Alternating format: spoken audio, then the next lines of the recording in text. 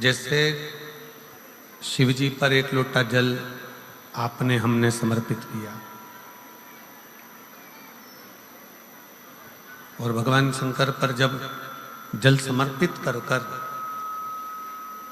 हम उस जल का आचमन करते हैं, हम उस जल को पीते हैं, आचमन करते हैं,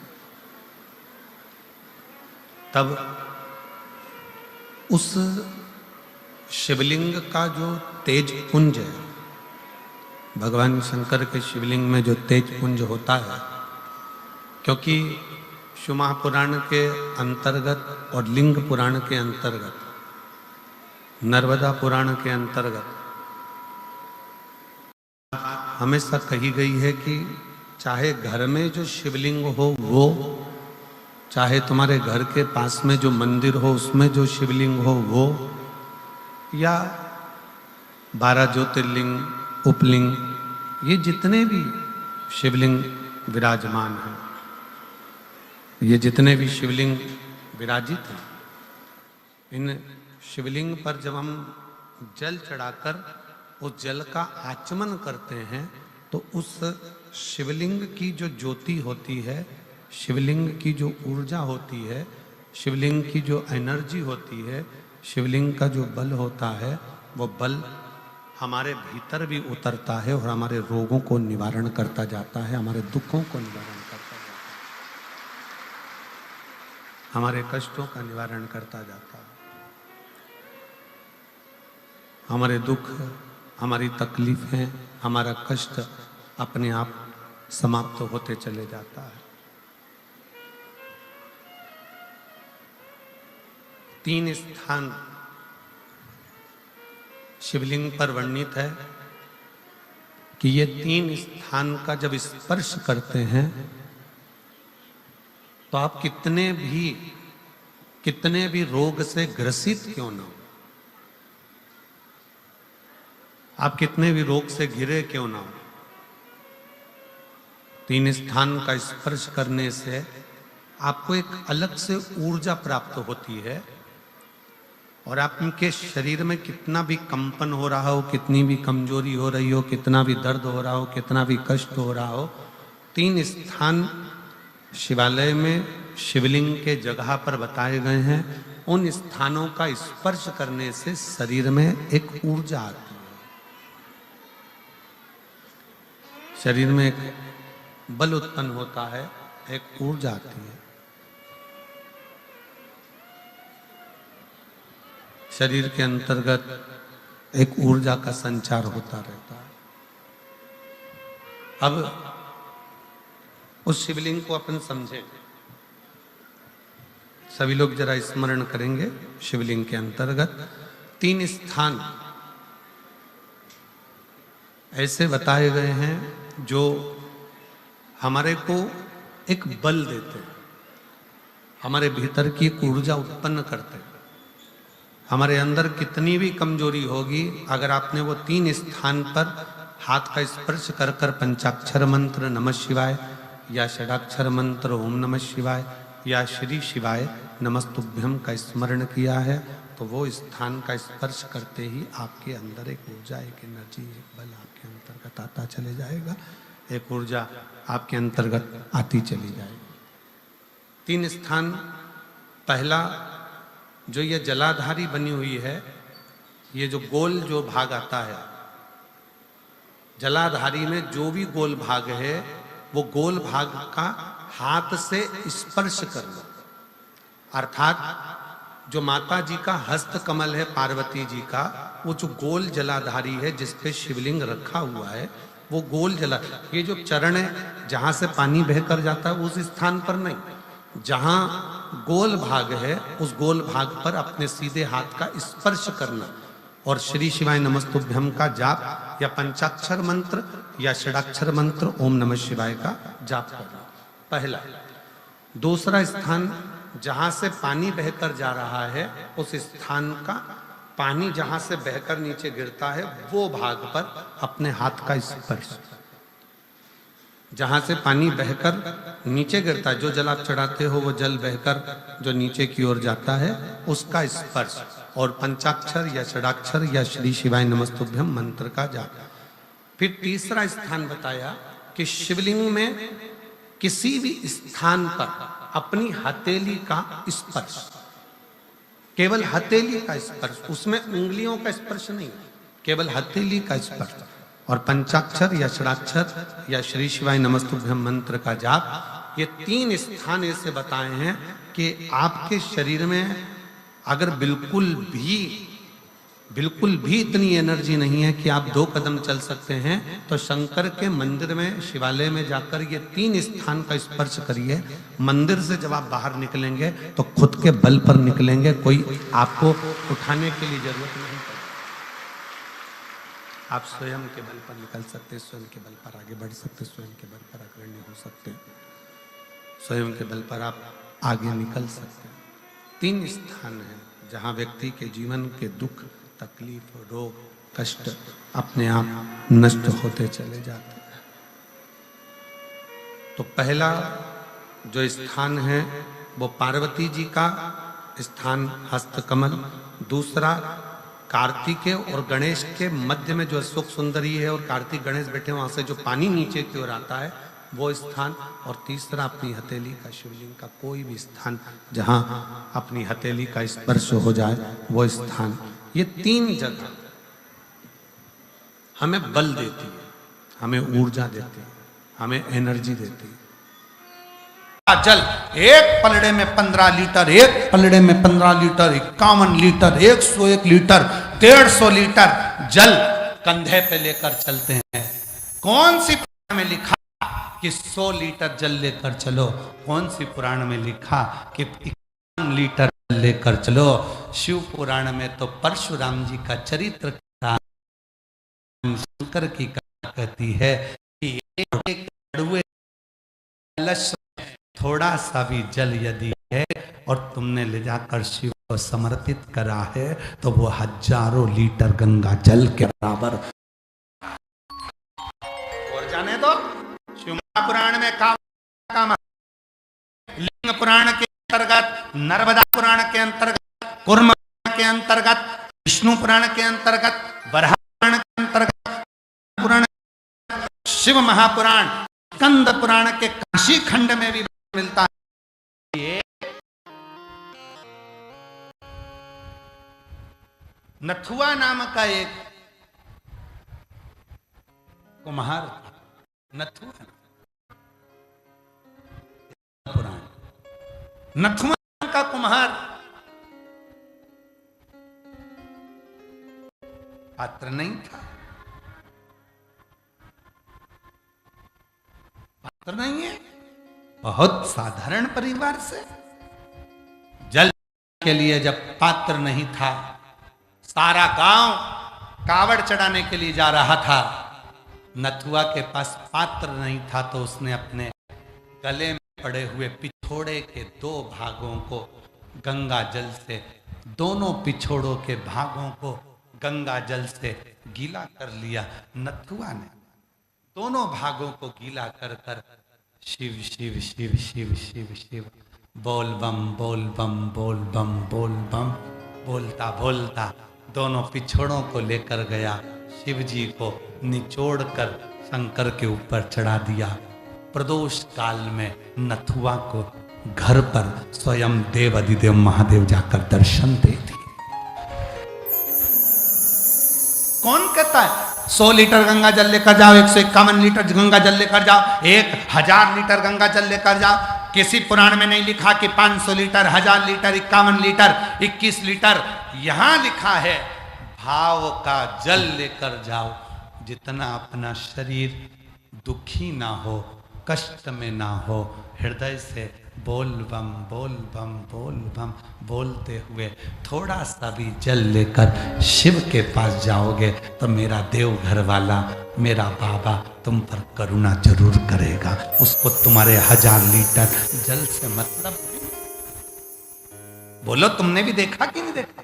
आप लोग तो रांची के रहने वाले हो, कई बार अपने अखबारों में देखा हो, टीवी पे सुना होगा, सोशल मीडिया में सुना होगा।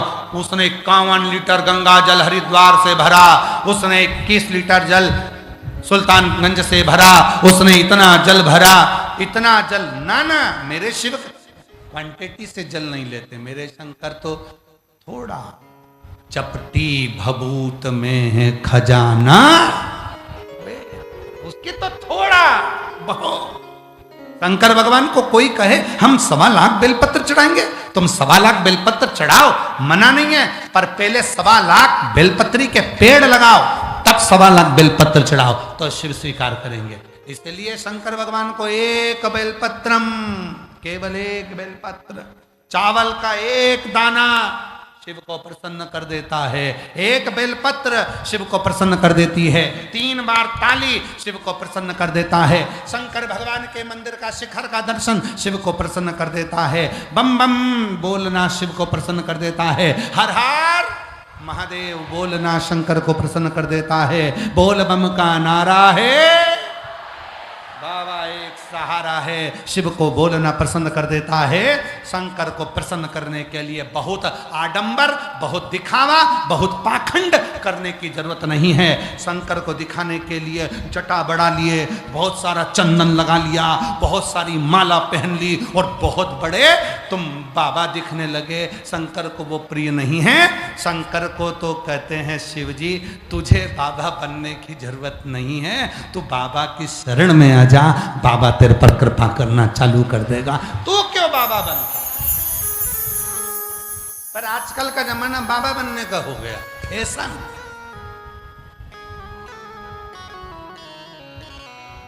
क्यों?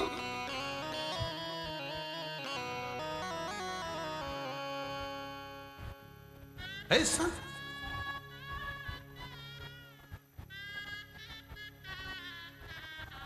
बस शिव को भजन।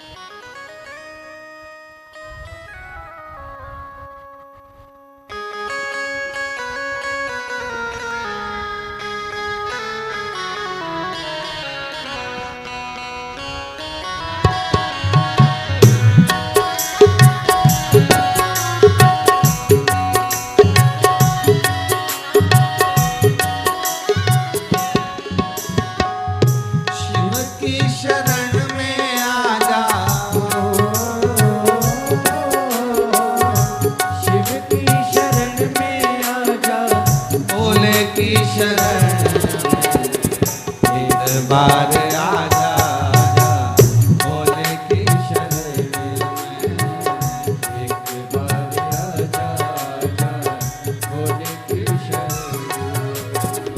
शिव की शरण में आजा,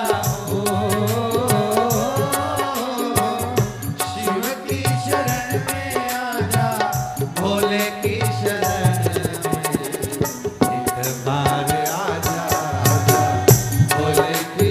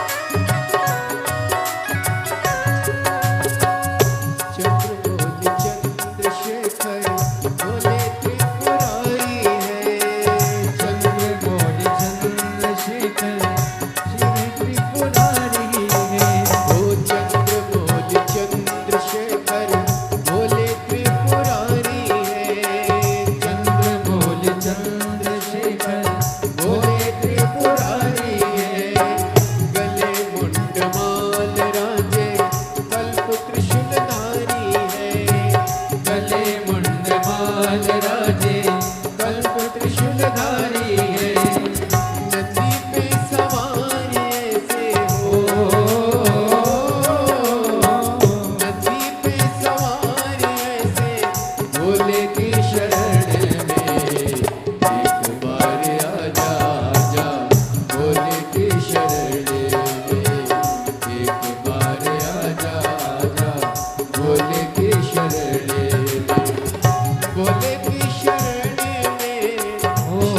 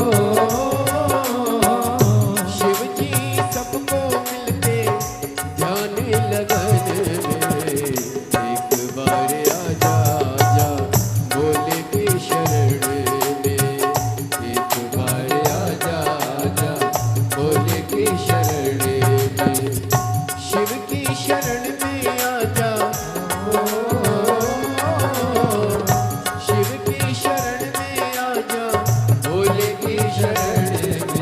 एक बार आजा आजा भोले की शरण में। एक बार आजा आजा भोले की शरण में।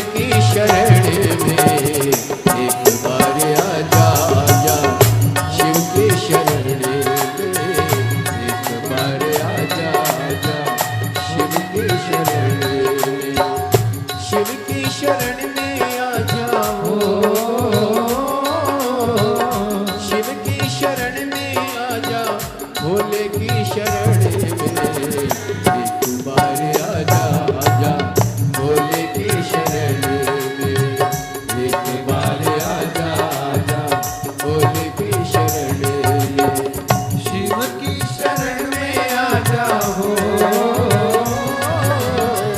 शिव की शरण में आजा भोले की शरण में एक बार आजा आजा भोले की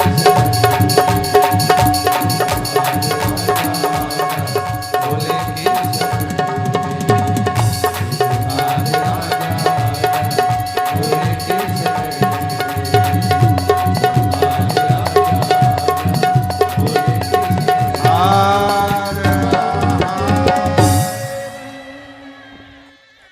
अपने स्थान पर बैठकर बाबा को अपने मन का भाव कहो, दिल से प्रार्थना, विनय करो, निवेदन करो, विनती करो।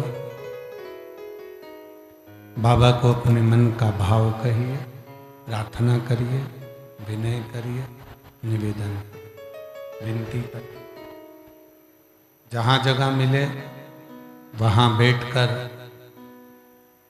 बाबा को अपने मन की बात प्रार्थना करिए, विनय करिए।